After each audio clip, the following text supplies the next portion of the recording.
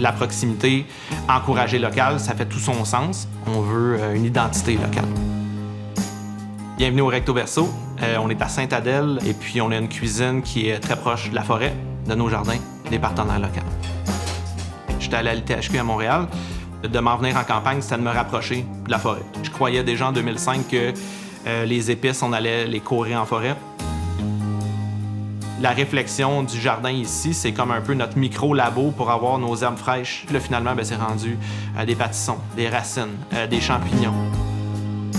Le Recto Verso m'amenait une idée de contraste. Fait que, on avait des fruits d'un plat salé, on avait des légumes d'un dessert, on avait du chaud, du froid, du croquant, du moelleux. Au Recto Verso, on n'achète rien de transformé.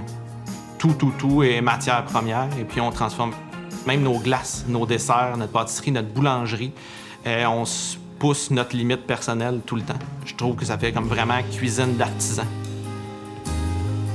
La lactofermentation, le confit, confiture, marinade et tout, on veut conserver le plus longtemps possible. Après ça, on a les serres aussi au Québec qui travaillent de plus en plus fort. Fait qu'on a toujours le choix au Québec. Tu sais, quand on tombe avec un producteur qu'on aime, on développe avec lui un projet, il développe avec nous nos besoins, puis après ça, on n'a plus besoin de changer. Miel de la Garde, au niveau du miel à cuisine, c'est le seul miel qu'on travaille à l'année. Il est réparti sur 26 lieux de production différents, et puis chacun de ces miels sont nommés. Donc la région, son authenticité est marquée sur chacun des pots. Pour nous autres, ça donne un produit qui est de luxe, un peu comme un vin.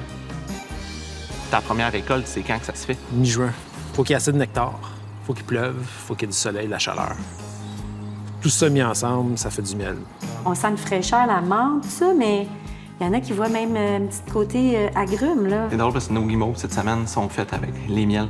C'est vrai? Ouais. Et, Parce que dans le fond, dans le guimauve, on met du glucose, tu sais. Ouais. Ouais. Fait que nous autres, on le fait juste au miel. Ça fonctionne bien. Ça fonctionne super bien. Bon, ben, va falloir qu'on y retourne. Ouais, c'est ça. Faire partie d'Aliments du Québec au menu, je me dis c'est cool. Ils évaluent le nombre de nos maraîchers, nos producteurs de miel, nos acériculteurs. Ultimement, ça donne un gage de confiance. Bonjour, enchanté. Salut. Martin. Bruno. Salut. Santé. Ça fait te rentrer à l'intérieur. Merci. C'est pas juste de mettre un aliment du Québec sur le menu. Il faut être capable de bien le travailler. Il faut être passionné. On a pu voir aussi jusqu'à où il était prêt à aller pour aller s'approvisionner localement, aller mettre des produits locaux au menu, puis de le faire à l'année longue, de le faire depuis toutes ces années-là aussi. Au centre ici, vous avez le caribou moss, qui est mélange d'un algue et champignons qu'on trouve en forêt. Nous, on propose aux gens de le prendre puis de l'émietter par-dessus. Ça fait comme une petite chapelure forestière boréale. C'est vraiment super le fun.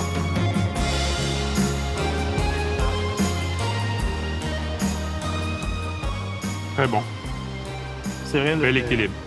le lichen des caribous qui ressort, Ouais. il donne vraiment quelque chose de forestier. Là, Pas sûr qu'il m'en resté. Santé. C'est sûr que d'être dehors, de travailler le produit, de courir la forêt, d'aller visiter des producteurs, des voir, de revenir un peu comme à un genre de base du produit mis à l'honneur. Je pense que la cuisine, c'est un peu plus assagi avec le produit de luxe qu'on peut aller chercher dans nos jardins, je dirais.